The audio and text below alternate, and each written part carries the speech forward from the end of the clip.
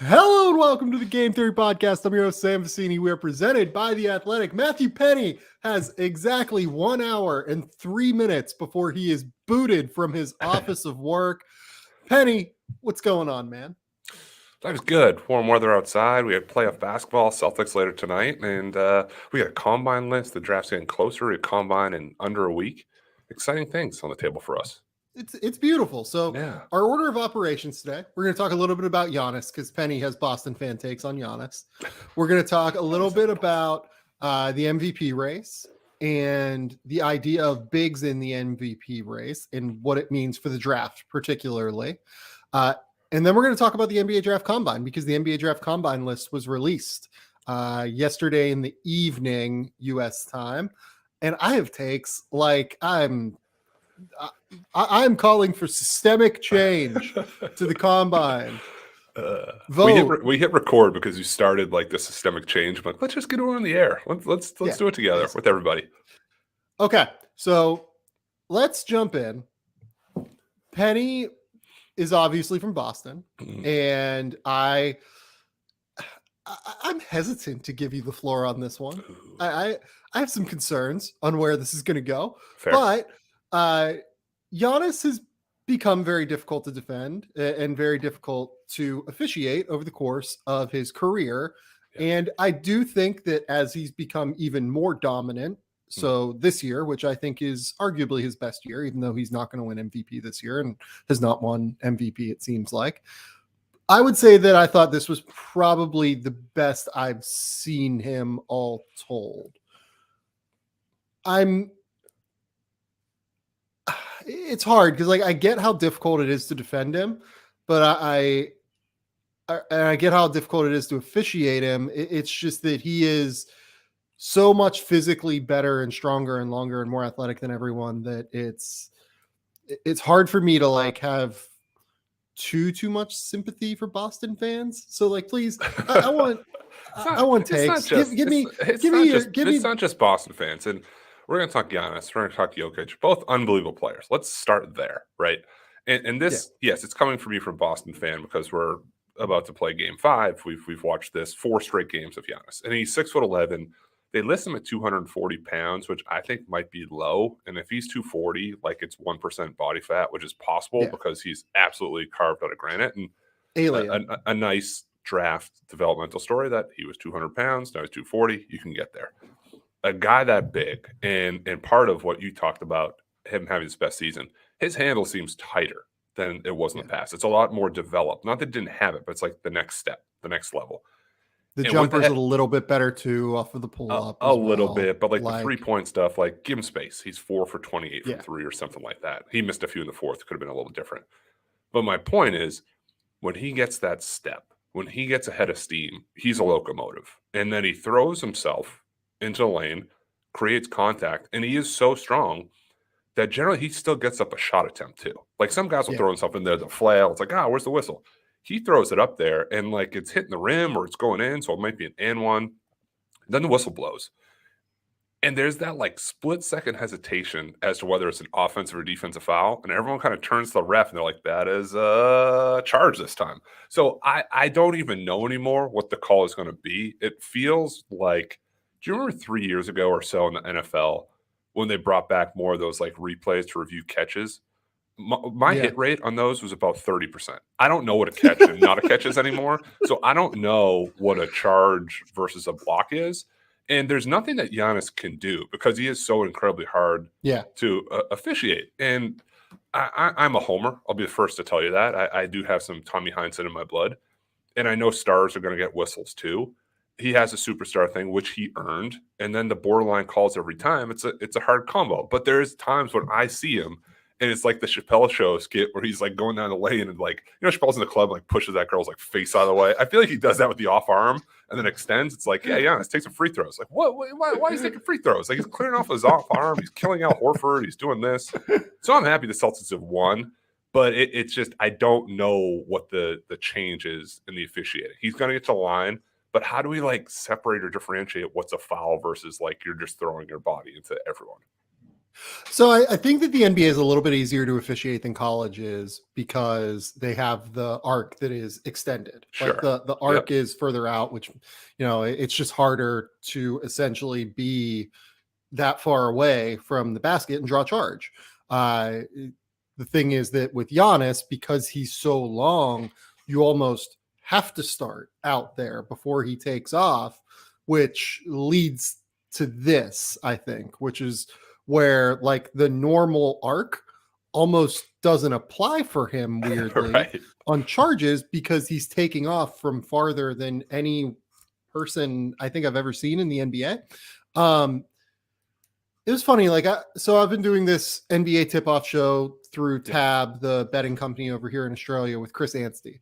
And I brought up the idea to Chris yesterday that I think Giannis is the most dominant physical force we've seen in the NBA since Shaq.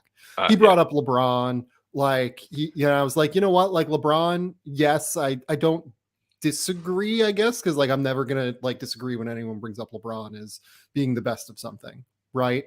But LeBron was different because LeBron was so cerebral, and it's not that Giannis isn't cerebral, but LeBron is probably one of the like 5 to 10 smartest basketball players that's ever lived, and Giannis is getting by more through like sheer physical force, right? And it feels like those early 2000s Shaq teams to me. Don't you think? Like Absolutely. Shaq is just battling and trying to establish position every single time down the court with those early 2000s Lakers teams, and he's clearing out and he's moving guys because he's so much stronger than they are. When Giannis gets ahead of steam, it's the same thing. We've brought up the name Shaq in regard to Giannis before on this podcast. I think this playoffs, it's even more pronounced that's the comparison point here. It's Shaquille O'Neal, I think. Which is incredibly difficult too, because with Shaq just establishing position, he was so big and strong where a normal post player will make that first bump, first contact, and you're thrown back a little bit, right? And that's how you get the catch, they recover. Shaq would do that, and the guy would go to the other side of the paint. It's the same thing with Giannis. I mean, even the amount of space he covers with the Euro step, it's a joke. When the Celtics take a three and he's at the Celtics, say, like free throw line, right? And college coaches call it turnovers for touchdowns. When you take a bad shot, ends up to leak out. His turnovers for touchdowns, like he catches it and starts going by half court. When he has the ball, you better have three guys in the paint or somebody trying to, and earmuffs to our friend Coach Spins, take foul or something to slow him down. There's no other way to do it. I mean, there was times when people like dragging his arms. It's like a cartoon where he's like pulling to the rim with him and still getting a shot off. So I don't know the kind of tweak, and Celtics were able to neutralize it, and Al Horford played out of his mind. And I actually think Boston did a good job with it, how early in game 4, Robert Williams is out, and one of my friends texted me and said, this is a Giannis layup line. There's nobody there in the middle to stop him. Like, what are we going to do? And the Celtics adjust a little bit. They change some of the coverage. They end up going small with like 4 guard wings, and then Al Horford. And Horford's a vet. He manipulated a little bit. But again, you still don't know what you're going to get, and you rely on the whistle a little bit too much, and the Celtics built enough of a cushion after they clawed their way back. But yeah, it's Shaq, it's Giannis. I don't. It's one of these, like, in a good sense. I mean, it's absolutely like the best way, like freaks of nature thing, and it's fun to watch. But when you're in the opposing side of it, you don't know how it's going to like net out at the end either. And I brought this up with James on the last podcast that we recorded. I'll be honest, I really think that if the Bucks had Chris Middleton, this might have been like a 5-game series. Oh, we would have been 6. It's different. Maybe. But, and then the kind of speaks to roster construction, because in the first quarter, and that's why games change so much. Like, we go on the pod saying, like, we didn't say this, but Grant Williams is great. Pay him $25 million a year. He's the best. And then he's just like, whatever. He was just back out there. And when Robert Williams went down, we said, okay, this is time for the Grant Williams game. No, the Grant Williams game is when you didn't necessarily need him, and he rose up. For the Bucks, well, Grant was really good in the first part of that game 4 as well. Yeah, he missed some coverages. He got blown by. They're pointing fingers a lot. Marcus Smart got on him. Yeah. But with Milwaukee, this was the second half. He had to come out in the second half. It was not great. Yeah. With Milwaukee, when they have their shooters in the corners and Giannis is driving and everyone collapses and he can hit oh, Wesley Matthews all of a sudden is like an MVP candidate. Like, yeah, hit this. Yeah. Hey, Grayson Allen, hit this. Here, Pat Connaughton. So I'm banging the table being like, this is how you develop a team. This is how you build it. Giannis is in the middle, this heliocentric prospect, as people like to overuse, and then you have shooters out there. But when the shots stop falling and they're feeding Giannis more to go downhill, and the Celtics like adjusted to it, that's when they started like nipping away at it too. Well, look, I think these are the two best teams in the East. I think there's a real case these are the two best teams in the NBA that we're watching right now, Milwaukee and Boston. I genuinely believe that. Think about the way that Boston has the ability to match up with Giannis. They have 6 guys that they can throw at Giannis. Most teams have 2. Like, most teams are lucky to have 2 because you can throw Robert Williams, Al Horford, healthy, yep. Grant Williams, Jaylen Brown, Jason Tatum, Marcus Smart on him for stretches, right? Like, I'm not saying that you can guard him full-time with all these guys, but you can throw those guys on him for stretches. How many guys does Miami have that they can throw on him? They have Bam. They have Jimmy that you could throw on him for stretches. Mm-hmm. Is that it? Maybe Markieff Morris. Like, I wouldn't feel great about that. I was waiting for you to say Daniel Tice, and Tice got kind of like run off the court in the game because you needed him. And Celtics have shortened their bench too, and that's when they went small. We'll talk about that kind of like in the next segment a little bit. When they went small, Marcus Smart was on Lopez because they kind of like had to. Like, that's what they gave up. They lost some special teams points. They call them like box out and free throws. You got to live with that because they went small to kind of get up and down and counter what Milwaukee was doing. But Boston does have the, I guess, good nature of having more bigs and longer, stronger athletic wings that you can put them on stretches and make it look different. And that's what I remember the NCAA tournament, Eric Musselman talking about that, guarding, I think it was Teddy Allen, right? About how show like scorers different looks, send a second guy, give him space next time you're right up in him. So you keep them thinking just a little bit. If that split second minimizes the Giannis head of steam, that's a win for the Celtics there too. Yeah, and Boston can give him more varied, different looks than any other team in the NBA. Yeah. Think about Philadelphia. Like, who does Philadelphia have that can guard him? Like, Tobias Harris? Is that it? Yeah. And Tobias isn't like a great defender. Like, maybe you go full all drop of Boston's and full space and just let Embiid, like, all right, beat him in the lane. Like, be physical, give him the few steps, see if he's going to pull up, give him all the threes he wants all day, shooting sub 30% in the playoffs. That's got to be a little bit of the strategy. But to close the circle on how that would work, that's how you get Joel Embiid in foul trouble. Right.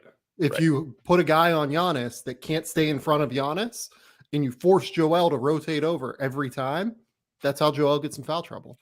And that's what the Celtics, when Robert Williams is healthy, we talked about in game 1 or 2 when he had 5 fouls, 10 points, 5 rebounds, 5 fouls. But it was great.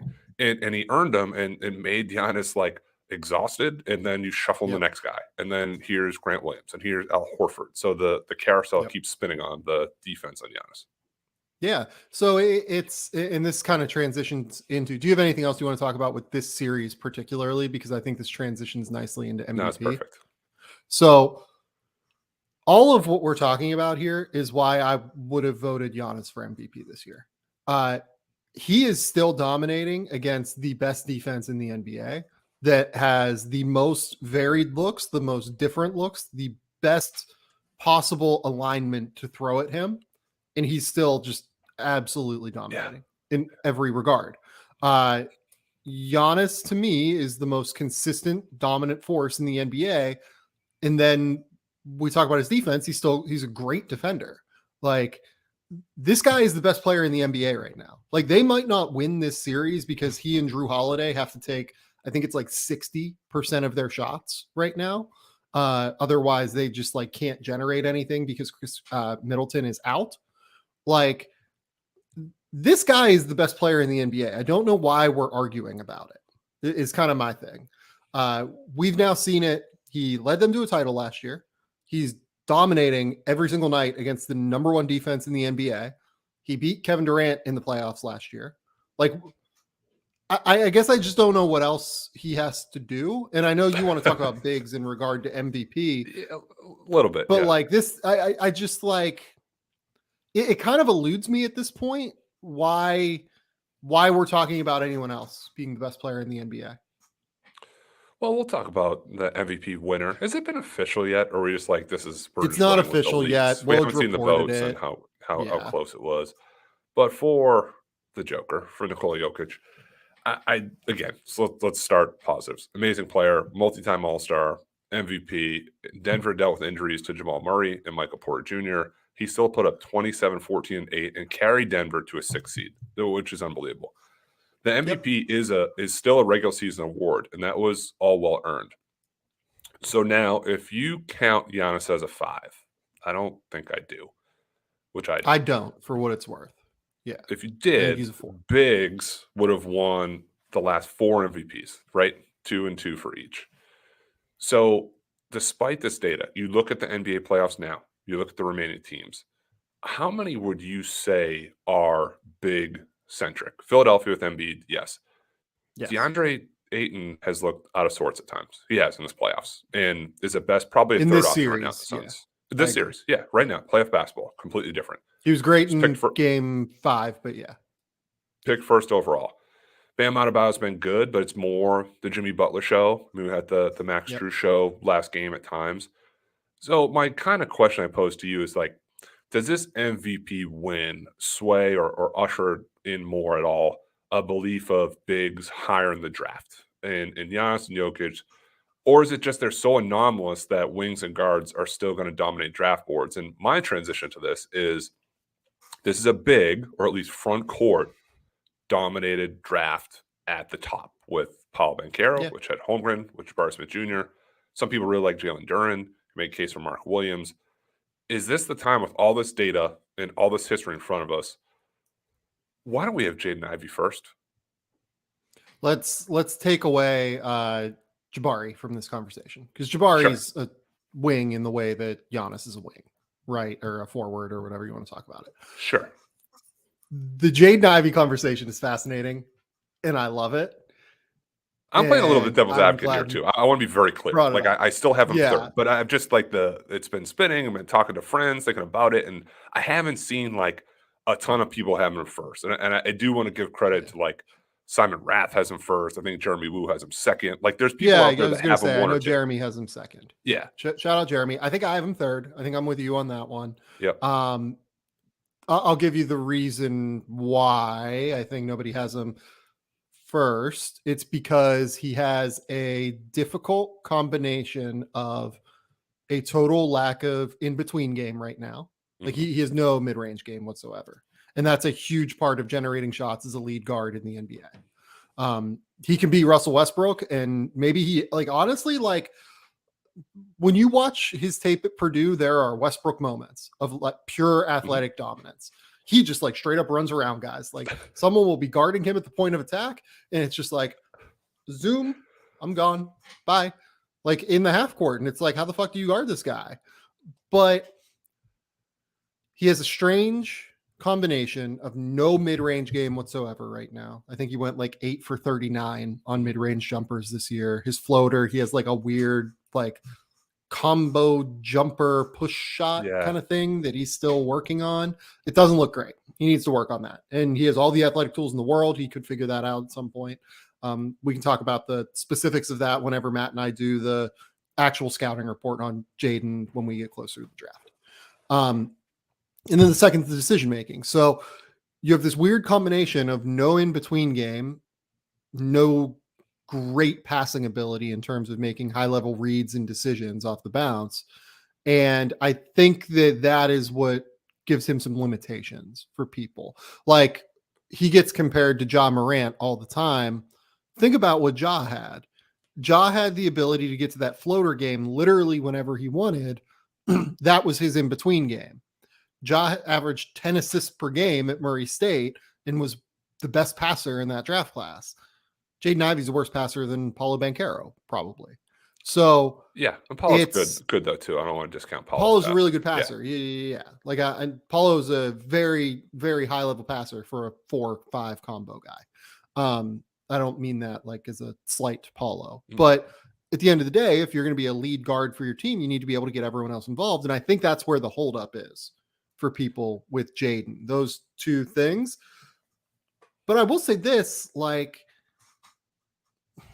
I think he can develop a floater, and I think he can learn to make reasonable passing reads on some level. Like there's the way he gets downhill, you can make a case that is on a level with Chet Holmgren and his defense and Jabari Smith shooting as the most translatable skill in this class. Yes, and I love peeking behind the curtain here. Sam and I, we've talked this a lot. We're in different timelines. So I love waking up to a text from Sam. It's like normal hours for me. It's 6 a.m. My son's yelling at me about like, is Jabari Smith the best shooter of all time? Or am I like, is it late here? Is Chet the best defender we've ever seen? I'm like, dude, I'll talk to you in 4 hours. But so if Jabari Smith, then, if you're kind of taking him out of that category, we think he's fine. I don't think he's a big. You're putting stock into the handle than developing, because if he can't take guys off the bounce, he's going to be a pick and pop guy or a dribble handoff guy. He's not going to be an ISO breaking down off the bounce. Yeah. Oh no, I think he can generate step backs pretty easily. His problem with his hand is going forward. Right, yeah, sure. Like he can do a sidestep jumper or into a catch, one dribble pull up, but I don't see him as like a three, like pull you on an island, like he's going to face up, break you down, finish at the rim. He's not there yet. We've seen it like a little bit. Yeah. There's a few flashes in that UConn game in Atlantis late where he kind of took over and went. And it's like, ooh, that might be something. But it's more like I'm trying to poke holes in everybody in that.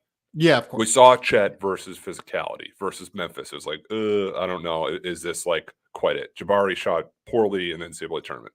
Jaden Ivey was bad in his last game of the tournament.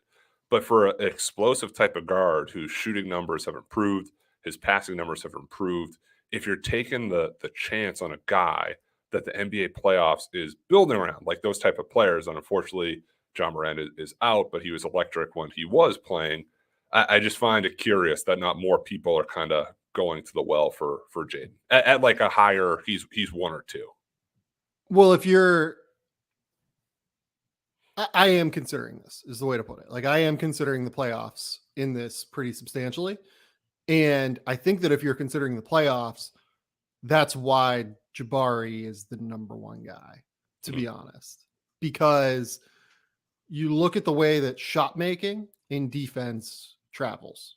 Like that combination of skills, right? Jabari Smith is I think he is genuinely the best, like 6'9", 6'10" plus shooter I've ever evaluated. Just straight up. He is unbelievable. His shot mechanics are incredible. The mechanics matched with it is the biggest point. Absolutely. Yes. Like Jaren Jackson Jr. Yes. Jaren Jackson's another guy that had a case like this. Jaren's shot, for instance, I think that you saw at the end of game 4 showcased his limitations because he's not really a pull-up guy. You can't use him to generate last-second shots on his own in isolation or in dribble handoffs or when he has to pump fake and like sidestep because the release point is so low, which makes it harder for him. Now, he's so big that he's just an elite shooter off the catch. You can run him off of movement, all that stuff, right? The difference between him and Jabari is that Jabari can generate that shot at the end of games with his, crossover right to left step back, or he can go dribble, left hand dribble, spin back to the right and wrong footed rise up and like hit a turnaround jumper over you because he's 6'10", right? Like that kind of stuff is why I think he's a better shooting prospect than Jaren Jackson. He can generate the shot while also shooting 42% from 3 on 6 attempts per game or whatever it was. Like all of the numbers match up and the mechanics are pristine. All of it's perfect, I think. And then you look at the defense, he is a really awesome defender in space. Yeah. Like he's going to have no problem sliding with guys on the perimeter. He's going to give you a significant marginal advantage at the 4 because he's 6'10" and can protect the weak side of the rim. In addition to the fact that he can slide with your point guard and not really have any issues. So you look at the playoffs and the guys that are having success in the playoffs. And I think that a big problem on why people have forgotten how valuable these big wings who can slide and defend are is that we've been unfortunate to not have Kawhi and Paul George in the playoffs. Realistically, we had them last year. We had Paul George last year. I'm sorry. Over the last couple years with Kawhi, and then we did not get Paul George this year in the playoffs. these guys are so valuable. And I know Paul George has issues in the playoffs sometimes where his shot just like completely, eludes him.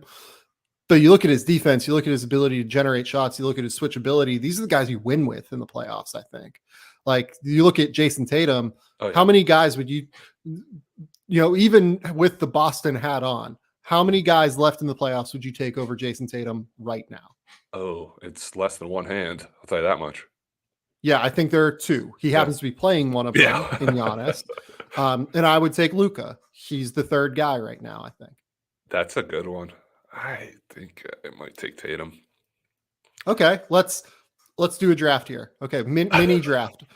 Guys left in the playoffs. Oh, God. Number one, I would take Giannis, number one overall, among guys still remaining in the playoffs with these 8 teams pulling up left. the playoffs. We're a draft show. We can't not have a draft on the draft show. Right, yeah, exactly.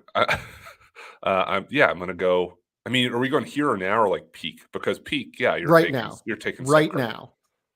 Yeah, so what am I, second? So I'm going Tatum, yes. Okay.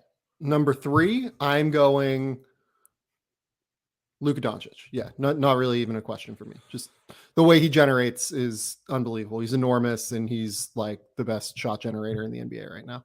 Yeah, and like Memphis is tough because I'd probably say John Morant, but he's hurt, so like I don't know if he like really counts. And I think. So would you take Steph then? Yeah, I mean, I'm looking Steph over. I can't draft Big. I can't draft Bam. I can't do that. I'm not going to draft Jimmy Butler. But that's the point, right? Like here's a big, strong wing or longer wing who can guard multiple spots and create.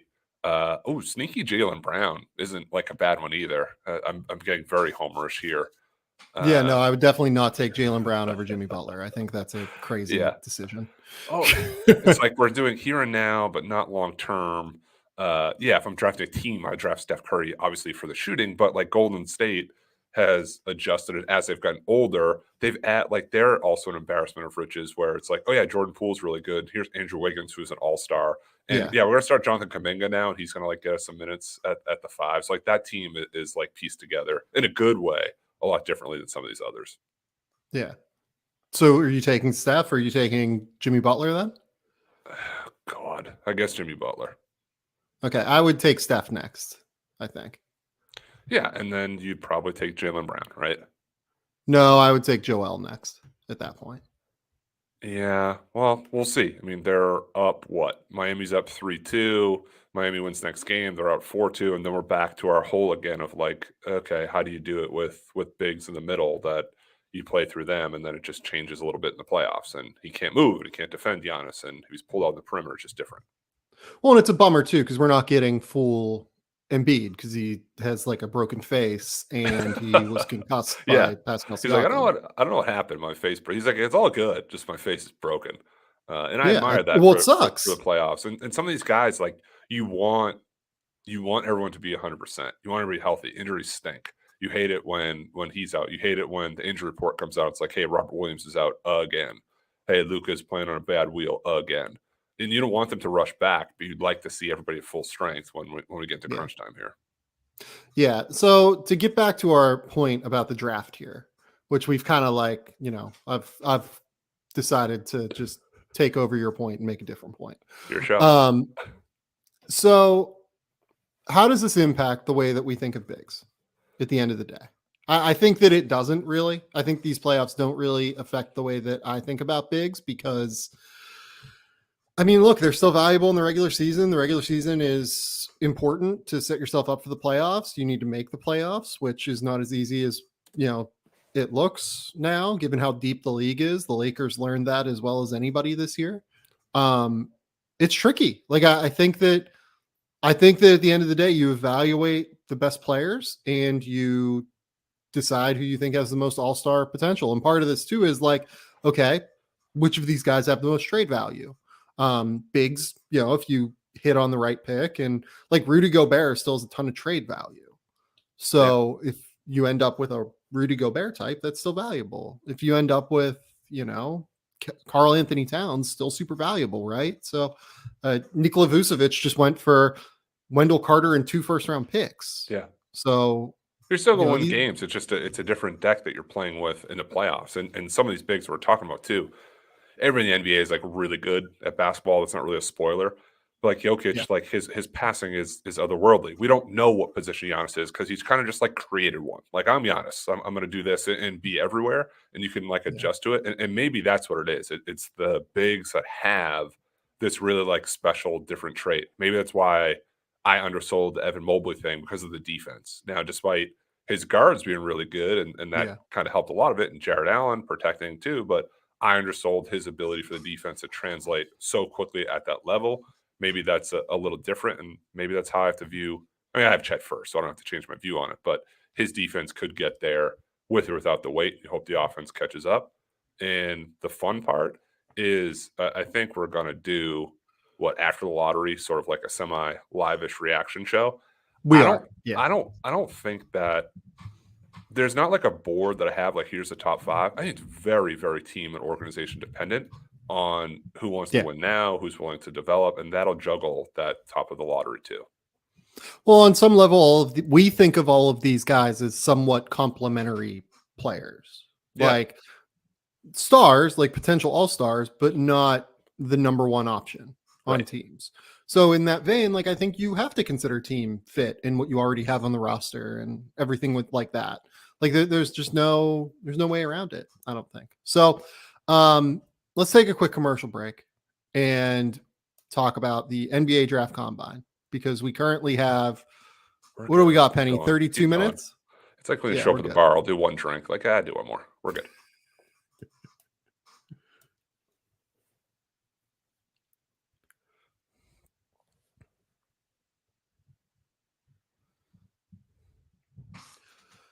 Okay, we are back. Penny, the 2022 NBA Draft Combine list came out yesterday. What was your immediate reaction when you saw the 2022 NBA Draft Combine list, as well as the G League Elite Camp list that came out earlier this week? So I felt my immediate reaction to the draft list was when your kid is in kindergarten and you have to invite your whole class to your birthday party because you don't want to leave anybody out.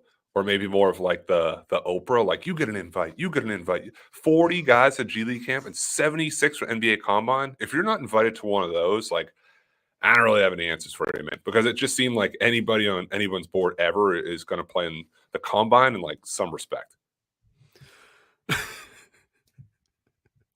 Sorry, I go in left field. You just got to like you get an invite. You get an invite. It wasn't like crazy though. There's just so many names. Usually there are. It's like here's the snubs, or a McDonald's All-American game. It's like here's the snubs. 10 guys shouldn't have. Were there snubs? Like I'm not sure, man. Like we're really digging if you think there's a guy who's like really outed as like should have been there and isn't. Yeah, I'm like literally looking through my big board right now and trying to find if anyone was left off of one of those two lists. I don't think so. Like I would have liked to have seen Jonathan Williams there, but like that's what we're getting down to. You know what I mean? Yeah, like what number is he? Like 96. 96, and you're probably like a little bit higher than most guys, but traditionally in most years, it's like outside, there's a standard deviation of what, 5-6 spots, but outside of 70, it would be rare. It's like, ooh, that was a little bit of a reach for that guy. There feels like in both of them, there's some reaches. Yeah, like I can't really complain. Like, is Will Richardson invited to either? I'll pull that up right now. I'm not sure. Is Isaiah? I don't think Isaiah Mosley got invited to. Isaiah Mosley wasn't. Yes, I remember seeing. Yeah, like that's another one. Like he probably should be there somewhere. No, Will Richardson. Yeah, or maybe maybe Isaiah turned down an invite to the G League Elite Camp because maybe he is on the G League Elite Camp list. I don't remember off the top of my head. I have it. Do not see him. Okay. So maybe he turned it down. Maybe he's like, you know what? Maybe I'm just going to go back to school and do that. Right. There were guys who turned down combine invites, and we'll talk about those two guys later on. But it's your time. I'm really excited for this. Take one more deep breath. I'm ready. Oh, look, I'll tell you what my phone's reaction was to the invite list. There were a lot of agents that were very frustrated with the invite list. And it's because of the selection process, I think, in a big way. Like there are names on the combine list that are just kind of out there. Like I do not have a top 100 grade on Fanbo Zhang. That is a wild invite. That was on my list, and his stats, just for, I know G League Ignite are different. 13 minutes a game, average less than 4 points per game. I understand that the NBA probably may have pushed some things through and wanted to get the Ignite guys there, right? But that's taking a spot away from someone else, right? There are a couple of other guys here, like Matthew Mayer is not a guy I have a top 100 grade on, right? Like I don't really get it with him. Here and there, right? Sharif O'Neal. Has Sharif O'Neal played much basketball over the last couple of years? No, he had the medical condition. He transferred and didn't play a ton at LSU. Yeah. And I hope the medical condition, I hope he's healthy, right? But it's kind of wild that he's invited to the combine, even the G League Elite Camp, right? So it's the selection process here is not great, in my opinion. And I think we need change with the selection process. Currently, the way it works is that teams vote for the guys that they think should be invited to the combine. Now, in theory, you might be thinking, oh yeah, that makes sense, right? Like the teams are going to be the ones drafting and evaluating these players. Of course, they're the ones that should be voting on this. I don't really think that's the case, because if there's someone that you think you have a read on, that you think oh yeah, this guy's a way undervalued prospect, right? This guy is someone that we need to keep to ourselves. You're not going to put them on the list. You're going to be like, oh yeah, this guy's not, why would we allow other teams to get a look at this guy? The incentive structure here for teams who vote on this to keep guys off of the combine list and off of their combine votes. And I want to be clear, it's 50-50 when I talk to teams about how secretive they are with this. Some teams, they just list the best guys, right?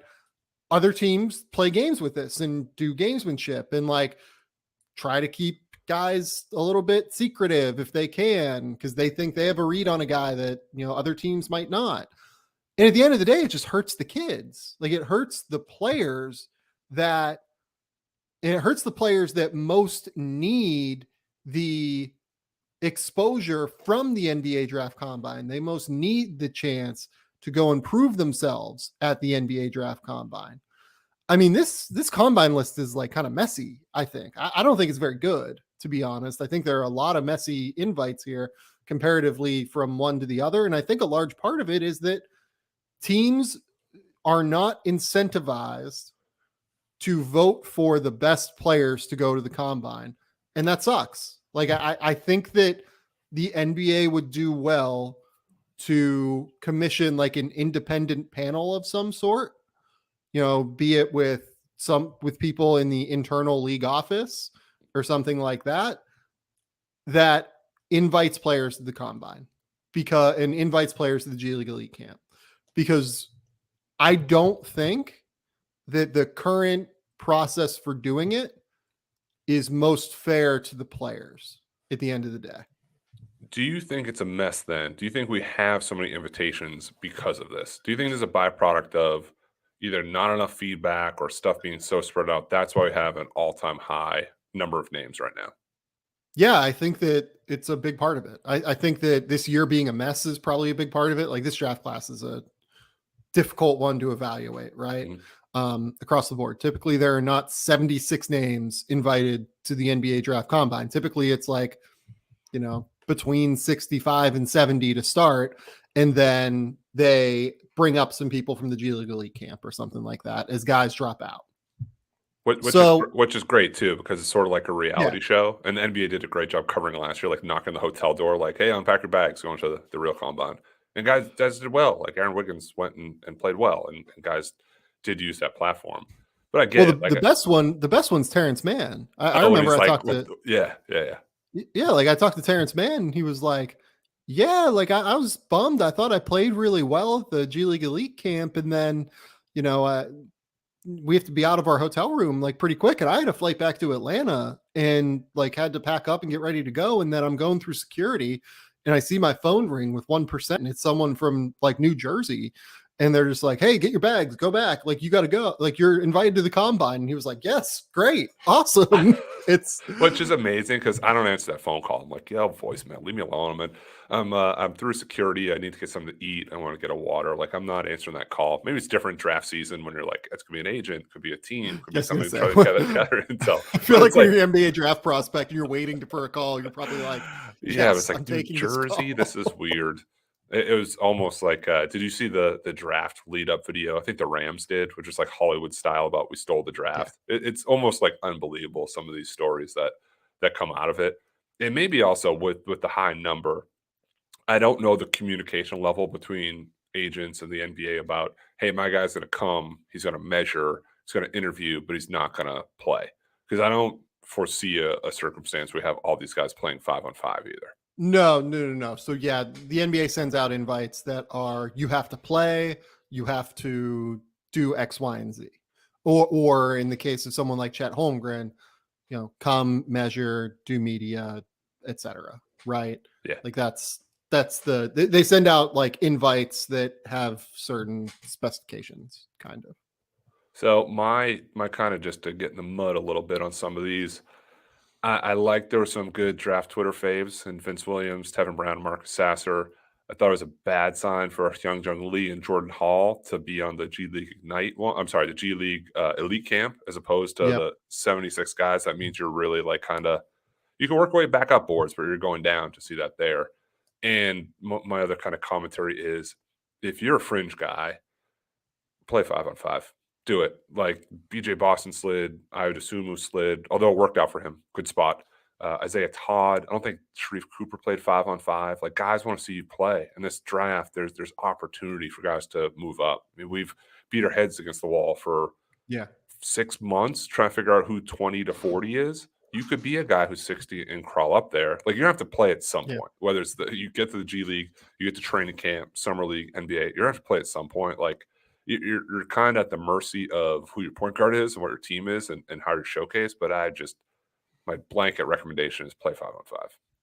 Yeah, I agree. I'm trying to pull up a name here. Like I have Jabari Walker at 49 right now. Yeah. Yeah, I think it'd be beneficial for Jabari Walker to play 5-on-5 at the end of the day. I also have, just kind of looking through here, like Jalen Williams from Santa Clara at 25. I think Jalen Williams should play 5-on-5. That one's close. That one's close. The buzz is building, but that one's really close. There's no reason for him not to play 5-on-5. Like the whole deal with him. That's it. Yeah. Unless he has promise. Yeah. Which I don't think he will yet. It's beneficial to do so.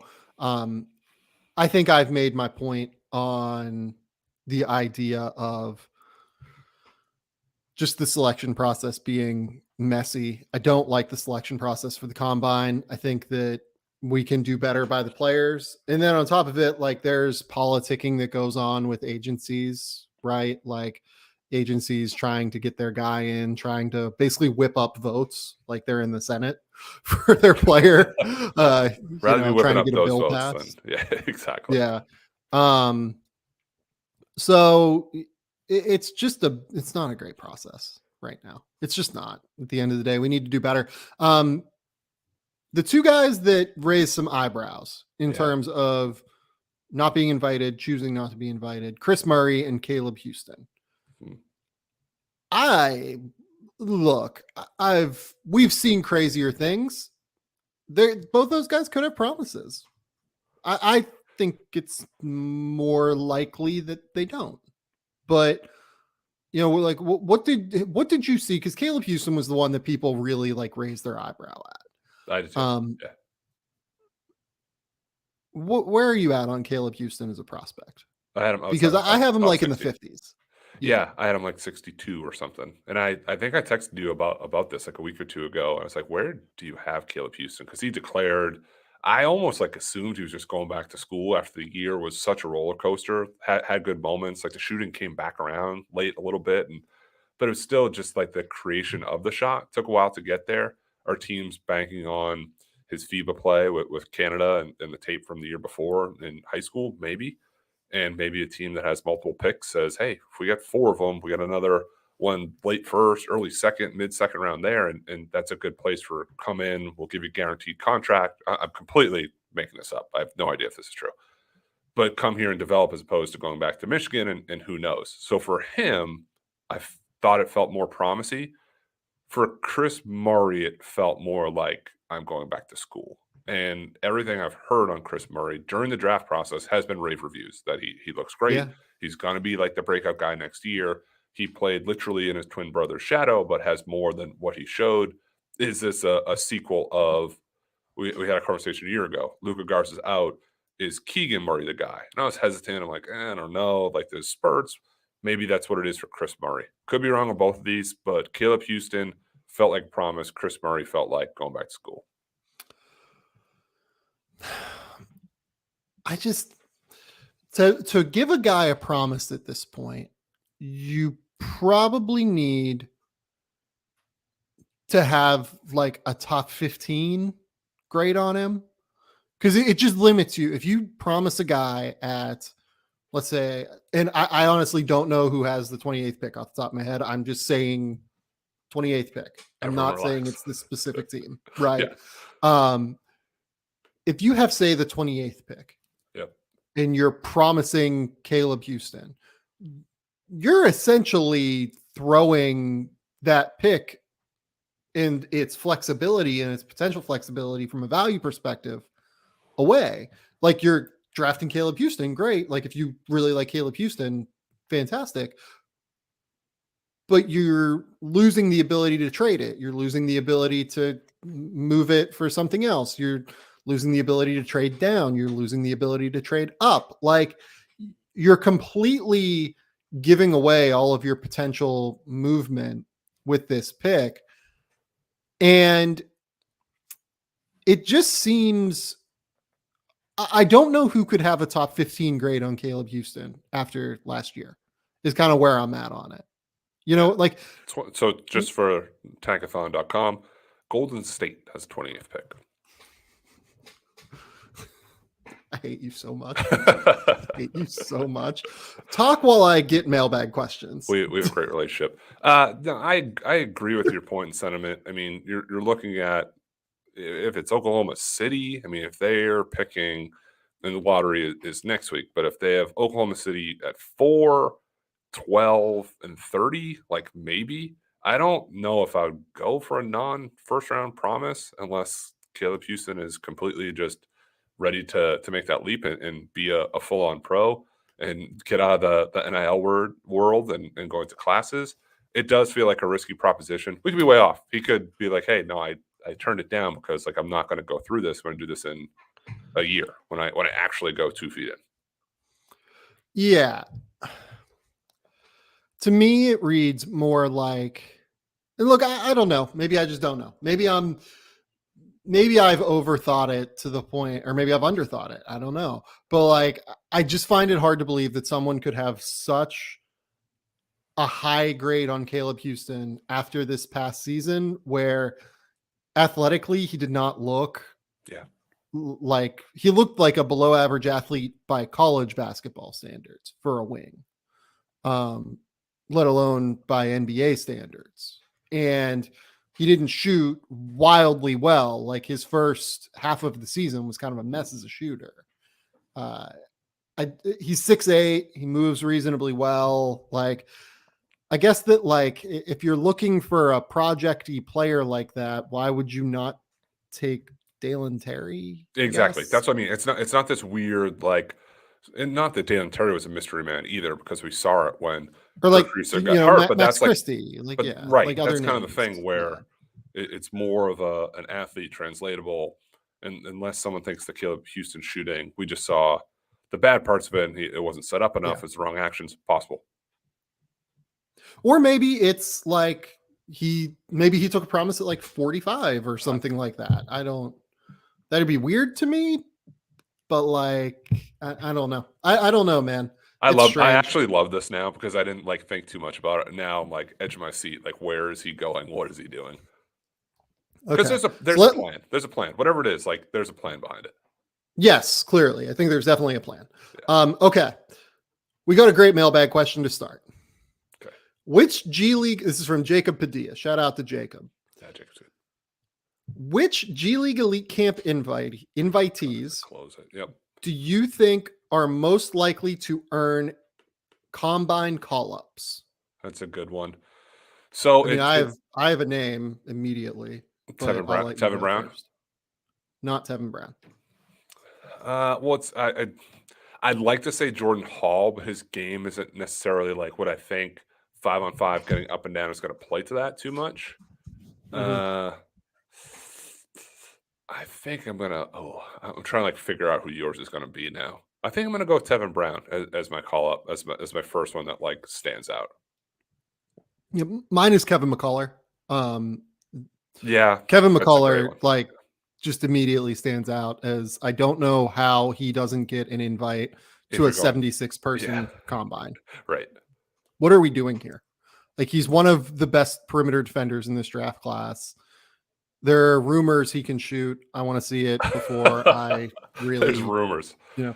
Well, it was funny. So, Petey Webb, who is good at evaluating prospects and everything like that, he said, workout season, mixtape season, and big board season. Remember the May mantra: workouts don't mean anything unless they do. Right? Like, workouts don't mean anything. Shooting videos don't mean anything unless they do, right? Yeah, I'm kind of getting there too. Like, I almost want to like close my eyes during the next month and not look, but I always look at the videos and say, "Ooh, it looks a little cleaner coming off his hand." And you're in an empty gym, and the world is full of practice players. But if there's still more there, and he was kind of limited offensively by scheme, yeah, that's intriguing to me. Looking here too, is I just think guard dominated. Like, JD Note is going to get his shots. Like, if he puts up 20 a game, like, he's going to get like the call to go up. Marcus Sasser, if he's healthy, that's a really good name too. Marcus Sasser is another really good one. I just kind of popped him onto my big board because I didn't totally know what to do with him, and honestly, I kind of thought he would go back. But Marcus Sasser is a really good one because he defends and he can really shoot it. Yeah, those are good names. I actually really like this group too. It's intriguing. It's kind of like all over the place, like really old, like some younger guys. I was surprised that John Butler got a real combat invite before this one. That would have been one that I'd like to track. But yeah, I think those. I mean, look, if we're inviting 76 guys, I have John Butler at 76, so I'm not surprised. John Butler is a fascinating prospect. Absolutely. For a number of reasons physically, which is why I'm not surprised he got a combine invite. Like, I'm sure teams want to see what that looks like in like an NBA setting against NBA athletes, all that stuff. Yeah. Kevin McCullough is the guy that just stands out immediately to me. Hyunjin Lee, like, if he goes like 8 for 10 from 3 in one of these games in 20 minutes, like, he's very possible. He's going to need some sets drawn up though. He's not like hey, his dribble handoff like go boogie. Like, it's gonna have to be a down screen, a pin down, something for him to come off. He's so upright, he's so stiff. Like, he's not gonna be able to take it off the bounce. Yeah. And in that vein, like, Baylor Shireman's a guy that can maybe do a little bit more off the bounce, and create a shot as an elite shooter. So maybe he's someone, and plus he's a good spot up shooter. Like, maybe he's someone that could get an invite. Trying to think if there's anyone else. I don't know. The thing is, like, there is. I like the Sasser one, and I like Jared Roden too. I think that just his toughness, like, he's someone that will play well at that combine setting. Yeah. Vince Williams got a chance to. Vince Williams is a good one. Okay. Let's see. We've got a lot of questions now. Okay. Let's go with this one. Okay. What have you taken from last year's draft in your evaluations, which makes you think differently about players from this year's draft? This is from Stevie Grieve. Ooh, differently?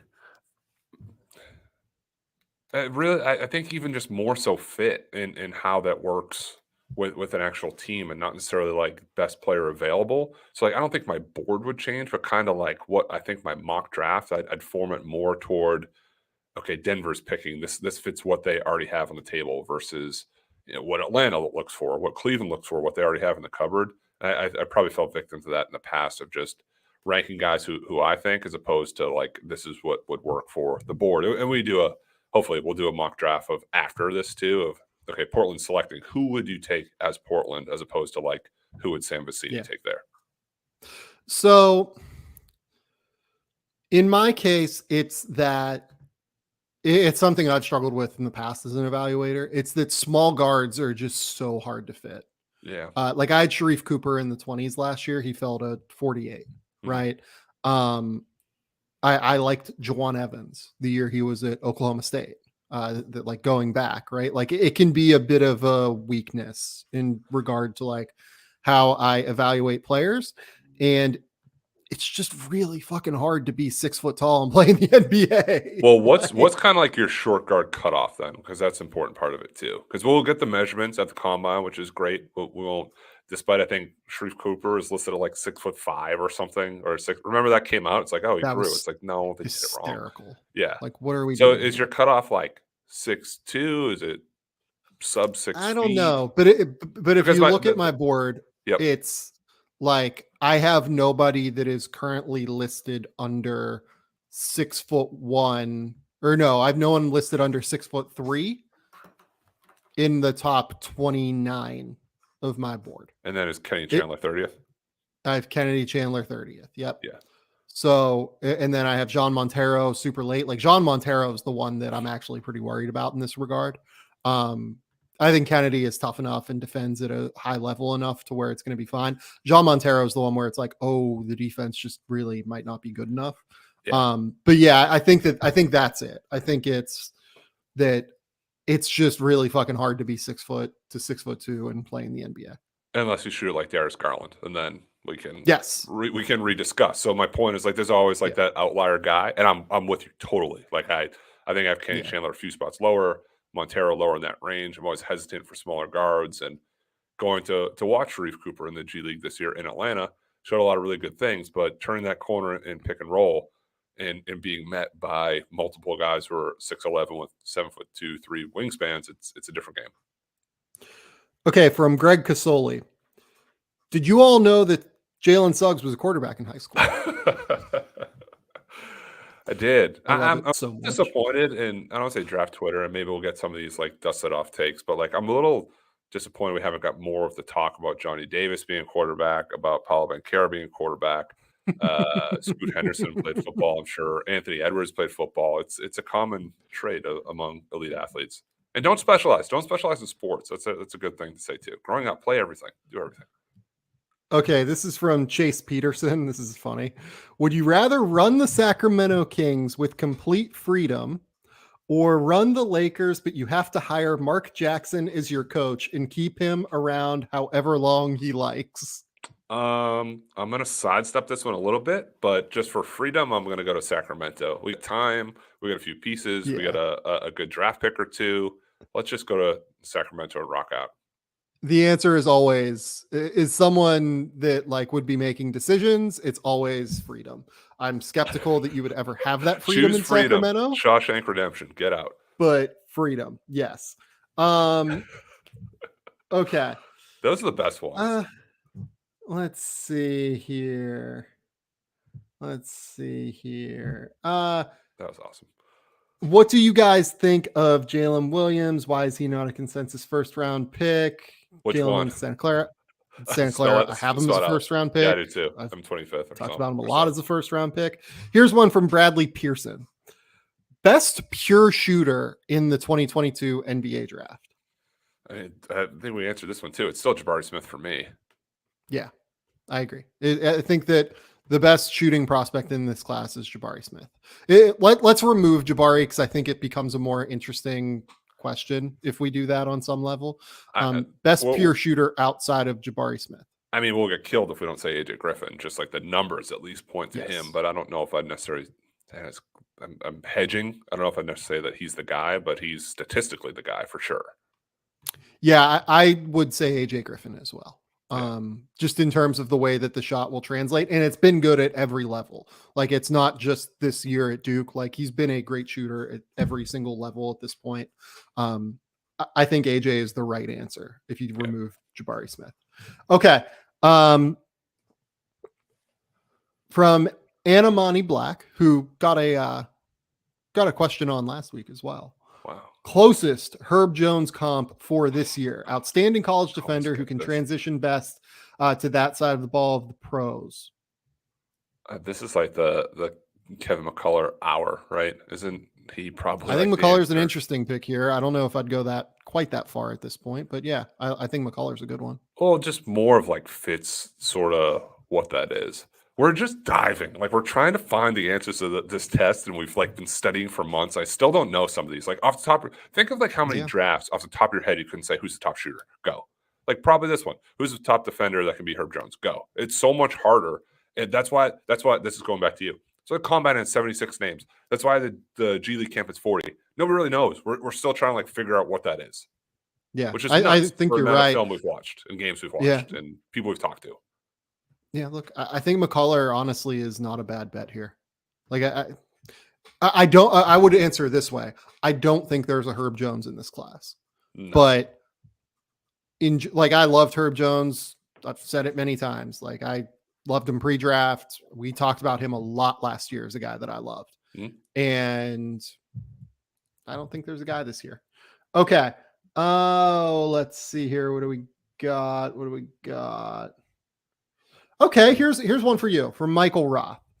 Let's hear Pennie brag about the prospects on the Under Armour circuit with the highest upside playing 17U right now. Ooh, bragging. The first one was Kerry Booth, who's Kellen Booth from the Denver Nuggets' son. He's 6'10", 6'11", long, active, putting it all together, can shoot it, has really good balance, but it's all new. It's just going to take time. He's going to need to develop. He'll get there, but I've really liked what he showed. The first weekend, the second weekend, all the big boys, the bluest of blue bloods came out. Wasn't as good, so it's going to be a developmental project, but I like him a lot, and I'm always a sucker for NBA bloodlines. The other guy or two that I like Stephon Castle from Atlantic Express. Really strong guard at 6'5". He's committed to UConn, can get downhill, and he finishes. It's not just like the bully and throw it up there. It's the bully, has some touch, can shoot a little bit. Third guy I'll mention is Marco Jackson from We Are One.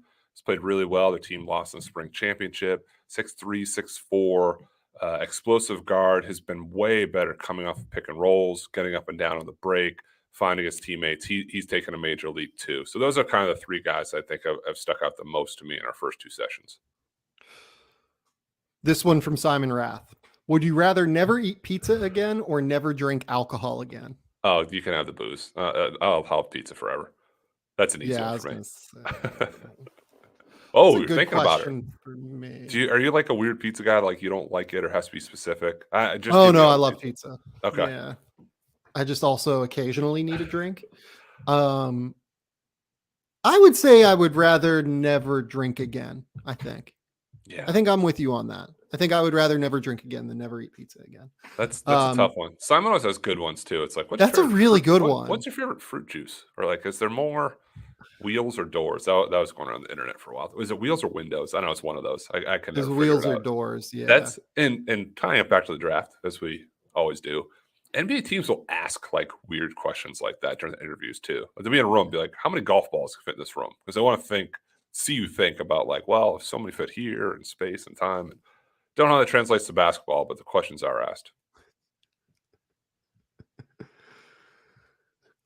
Two really good questions here. Three. Here's a third comment from Zach Park. Big fan of the pod. Matt Pennie is my third favorite Zoomass player of all time. I'm not reading the second part of that question. He is such a troll. Shout out Matt Pennie. From King Bish 79. Hello, Sam. If you believe NBA Twitter, there are approximately 90 guys getting drafted at the end of the first round. Is there any truth to this? A lot. Yeah, there are. But that's sort of what I think agents are going through too. And sometimes they'll, I don't want to say lip service, but overpromise a little bit. But there's just so much variability at the end of the first. You could go completely super young, or you could go like older, more seasoned guys. You could split the difference. Just a lot in the air. And this is like as I'm prepared, but I'm also. It's like when you have a kid, like you're ready but not prepared. It's like that for the draft. I don't know what's going to happen. We never know, but we have like a sense. This thing could like go off the rails by pick 9, and I wouldn't be. Oh, it's going like, to. surprised. It's by going it. to. Yeah.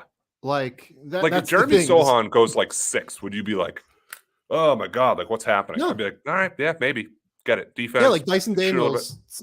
Yeah, like Chris Anstey asked me yesterday when I was doing that show. Shout out to Chris, he's the best. But like, Chris asked me like how high, like what is Dyson's ceiling as a draft prospect? And I was like, honestly, if we're talking pure ceiling and someone went nuts and he measures it like 6, 7.5 without shoes at the combine, like if he went like 6, I would not be surprised.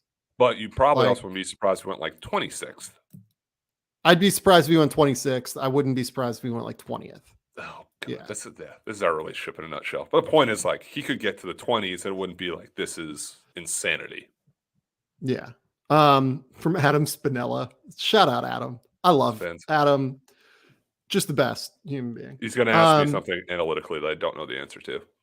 No, he's not. What's worse, being stung by 1,000 bees or the wrath of the Kai Sato army in YouTube comment land? So I keep my head down. I don't do YouTube videos. I've never tweeted about Kai Soto. I know he has a contingent of people who are very vocal on social media. I've seen Kai Soto when he played with the Skill Factory at a prep school event a couple years ago when he was a senior.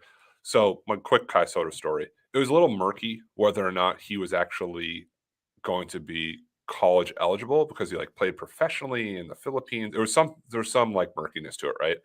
So a rankings person, friend of mine, just put it on a tweet like Kai Soto, great performance, not eligible for college, but will be great at the pro level. And his mentions just went like, that's wrong. His phone started blowing up. Like the league office called. It's whatever support system he has. Like the league office called?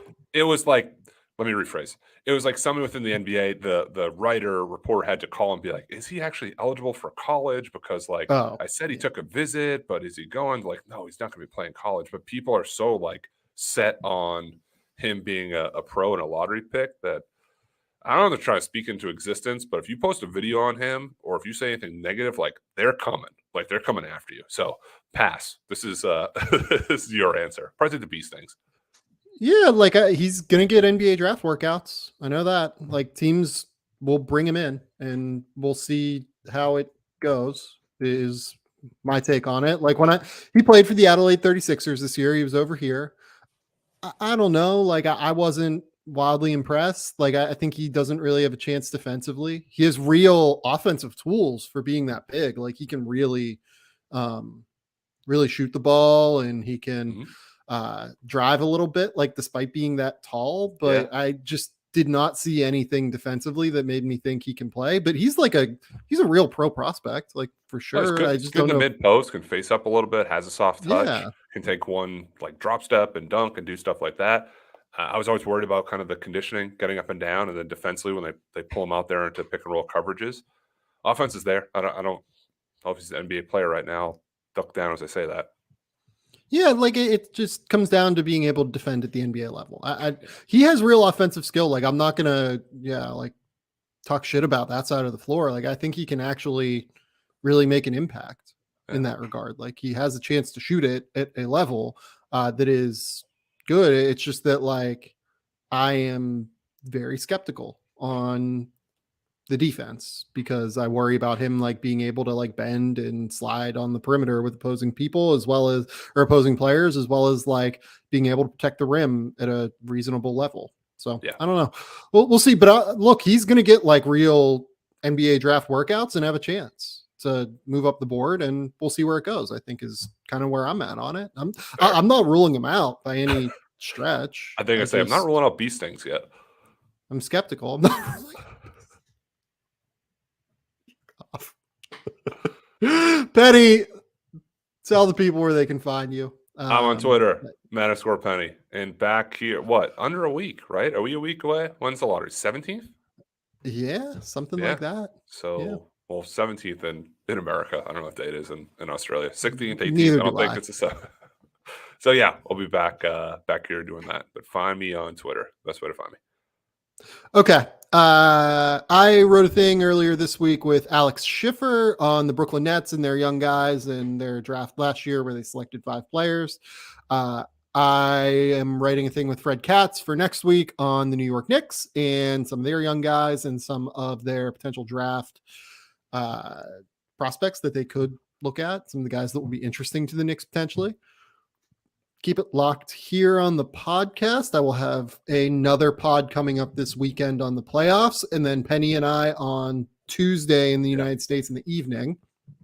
We will do a live mock draft show, live lottery, post-lottery reaction thing where we will literally be going, like, you will be able to watch us live on YouTube, basically. Talking after the lottery ends and after I file my mock draft to the Athletic so I don't get fired. Please don't fire me, Athletic. But keep it locked here. And until next time.